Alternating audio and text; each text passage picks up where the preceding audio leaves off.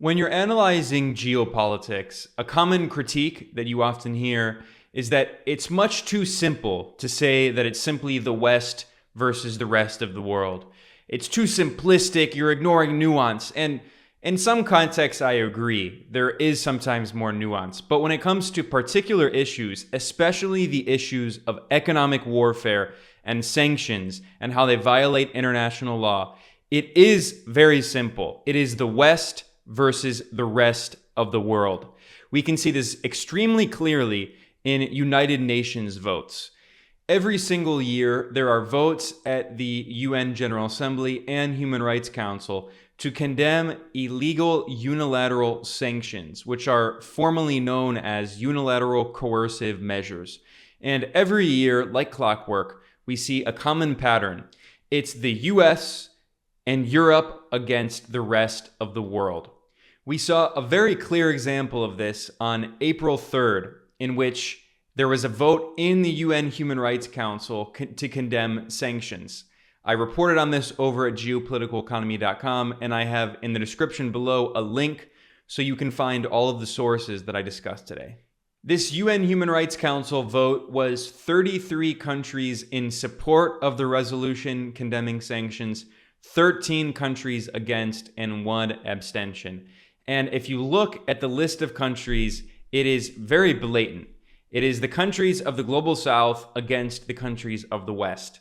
Now, the countries that voted against the sanctions, that is, in support of the resolution condemning the sanctions, include Algeria, Argentina, Bangladesh, Benin, Bolivia, Cameroon, Chile, China, Costa Rica, Cote d'Ivoire, Eritrea, Gabon, Gambia, Honduras, India, Kazakhstan, Kyrgyzstan, Malawi, Malaysia, Maldives, Morocco, Nepal, Pakistan, Paraguay, Qatar, Senegal, Somalia, South Africa, Sudan, the UAE, Uzbekistan, and Vietnam. So the countries of Latin America, Africa, and Asia. If you look at the countries that voted in support of sanctions, that is against the resolution, they're all either from Europe or the US. So it's the West. It's Belgium, the Czech Republic, Finland, France, Georgia, Germany, Lithuania, Luxembourg, Montenegro, Romania, Ukraine, the UK, and the USA.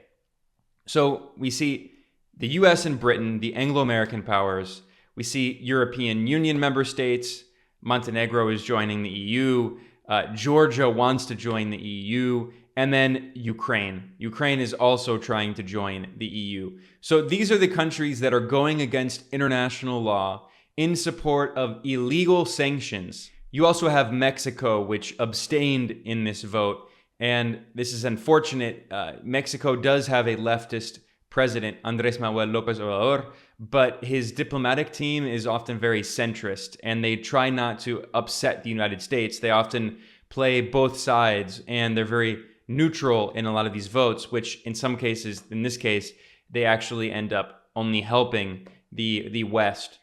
Now today, 1/3 of the global population lives in countries that are sanctioned illegally, unilaterally, by the West. And this has a devastating impact on civilians and on the economy of the countries that are targeted. Let's just look at the UN Human Rights Council resolution for a minute, and we can get some of the main points. This resolution was introduced by Azerbaijan on behalf of the non-aligned movement. And if the resolution begins quoting many of the past resolutions that were approved by the UN General Assembly, by the UN Human Rights Council, by the Office of the United Nations High Commissioner for Human Rights. So those are all the past resolutions. Like I said, every single year, these resolutions condemn illegal unilateral sanctions, and yet the West continues to impose them. Now, the resolution urges all states to stop adopting, maintaining, implementing, or complying with unilateral coercive measures. It urges the removal of such measures as they are contrary to the UN Charter and norms and principles governing peaceful relations among states. So it emphasizes that these sanctions are not in accordance with international law, international humanitarian law, or the Charter of the United Nations. So they are illegal. It also strongly condemns the unilateral application by certain powers, that is obviously the United States, of sanctions as tools of pressure, including political and economic pressure against any country. And here, this is an important section, particularly against least developed and developing countries, with a view to preventing these countries from exercising their right to decide of their own free will, their own political, economic, and social systems. So this is clearly a reference to the illegal US blockades against Venezuela and Cuba, for instance. Cuba's been under an illegal blockade for more than 60 years, and every single year at the United Nations, the entire world votes against the US blockade, excluding the US and Israel, the rogue states that are the only countries that support this illegal blockade. And this UN Human Rights Council resolution acknowledges that not only is that illegal, but it's also illegal to try to force regime change. And the US uses these sanctions to try to bring about regime change, to install a new government, to overthrow the socialist governments in Cuba and Venezuela. And this resolution acknowledges that every country has the right to decide their own political, economic, and social systems, but the US wants to maintain a global dictatorship of US imperialism in which the US imposes neoliberal capitalism on every country on earth. Now, the resolution also expresses its deep concern over the negative effects of sanctions on the environment. So sanctions make climate change worse, despite the West claiming falsely to care about climate change. And it says that it expresses grave concern over the effects of sanctions on communities like women, children, adolescents, the elderly, and people with disabilities. So not only are these sanctions illegal, but they affect marginalized communities more than anyone else. So here we have an example of human rights and women's rights and the rights of people with disabilities. These are all talking points that the Western imperial powers love to exploit to justify their illegal wars and sanctions and regime change operations and color revolutions and coup attempts. They love to say that they're supporting human rights and the rights of women in Afghanistan and etc. And yet when it actually comes to voting in support of those rights at the United Nations, it's the West that is against the rest of the world, and it's the global South that is expressing support for actual human rights. Now, the Western powers are well aware of the fact that their sanctions violate international law, and yet they continue to impose more and more. Here I have a report from the law firm Gibson Dunn that looks at the US government's application of sanctions as of the end of 2021. And there's a graph here showing from 2000 until 2021, the US increased its imposition of sanctions by 933%.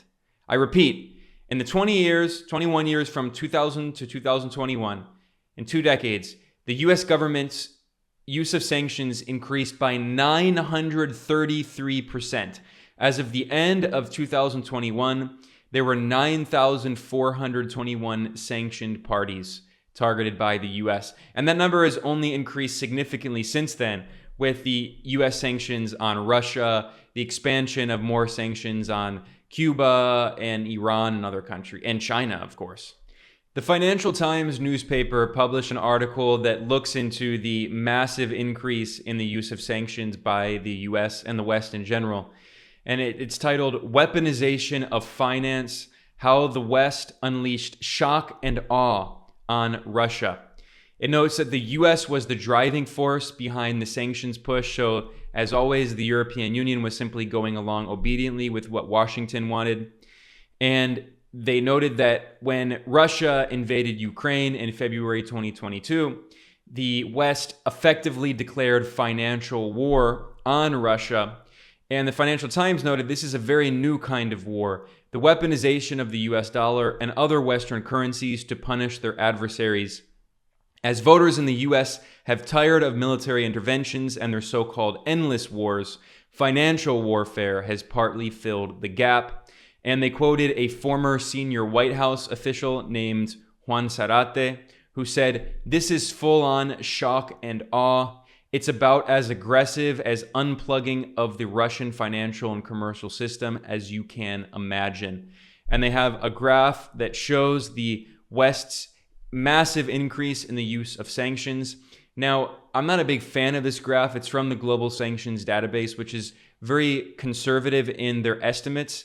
They don't even use the exact number of sanctions imposed by the US Treasury. So the actual number it's not focused specifically on the thousands of individual sanctions as we saw in the other graph. Instead, it's focused on the specific countries. So that's why the figures are much smaller. But the point is not the exact number. The point of the graph is that you can see the massive increase since the 1970s in the use of sanctions, first by the US and then the European Union and also the United Nations, especially in the 90s, has massively increased the use of sanctions. However, at the UN, that has changed over time because as China and Russia have become more independent of the West with the decline of US unipolar imperial hegemony, the UN Security Council has not endorsed most of these sanctions because Russia and China will use their veto power as permanent members of the UN Security Council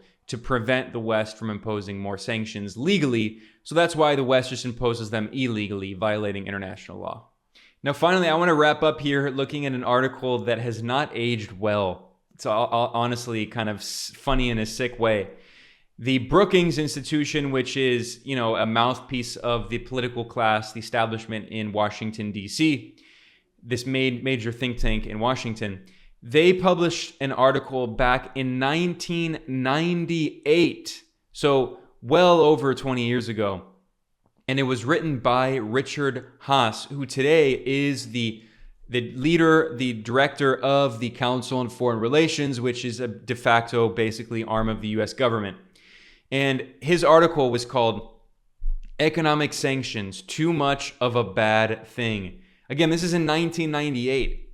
He warned that economic sanctions are increasingly being used to promote the full range of American foreign policy objectives, yet all too often, sanctions turn out to be little more than expressions of U.S. preferences that hurt American economic interests without changing the target's behavior for the better. He notes that economic sanctions are fast becoming the policy tool of choice for the United States in the post-Cold War world. This was in 1998. And as we saw in the graphs, the number of sanctions imposed since then has skyrocketed by nearly 1,000%. So clearly, imperial strategists, so-called policymakers in Washington, they have known about the destructive impact of their sanctions.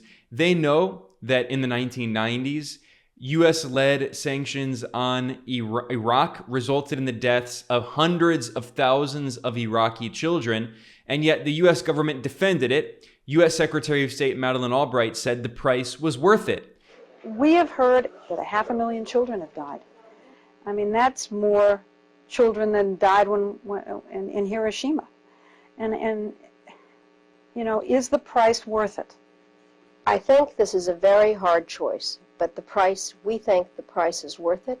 The U.S. has known that sanctions devastate economies of countries and lead to the deaths of large numbers of civilians, including in Venezuela. Tens of thousands, perhaps hundreds of thousands of civilians have died because of the illegal U.S. sanctions. And yet the U.S. continues to impose them over decades because it's not about saving human lives. It's not about protecting civilians. It's the opposite. Sanctions are a form of war. They are war. They're not an alternative to war. They are war. And it's a way by which the U.S. empire and its allies in Europe try to wage economic war on independent countries, especially those with socialist governments, aiming to overthrow their government, to impose regime change, and to install a puppet regime, like the West did in the former Soviet Union, in Russia in the 1990s under Boris Yeltsin, in which the West imposed neoliberal capitalist shock therapy that led to millions of excess deaths, according to UNICEF, and devastated the country. And that partially explains today why Russia is so defensive and is worried about the West trying to once again overthrow its government and impose a new puppet regime like it did in the 1990s. That's one of the main factors behind the proxy war in Ukraine. And that is also why the West has imposed so many aggressive sanctions on Russia. As President Joe Biden said, the US goal is to turn the Russian ruble into rubble. And there are more than 100 million Russians, and they all use the ruble. It's their currency. So the US trying to destroy their currency is waging economic war collectively on the entire Russian population. That is what the West is doing against Russians, Venezuelans, Iranians, Cubans, increasingly Chinese, Eritreans, Zimbabweans, and people around the world. The number, Nicaraguans, people in Syria, Syrians. The number of sanctions imposed on these countries grows by the day. That explains why the vast majority of the global population votes at the United Nations to oppose these illegal sanctions, and it's only the West that supports this economic warfare. I'm going to conclude there. I wanted to keep this as a short analysis today. I'm Ben Norton. This is Geopolitical Economy Report. If you want to support the work that we do here, you can go to patreon.com/geopoliticaleconomy and become a patron, or you can go to geopoliticaleconomy.com/support and donate in other ways. If you're watching or listening, please subscribe on whatever platform this is. I'll see you all next time.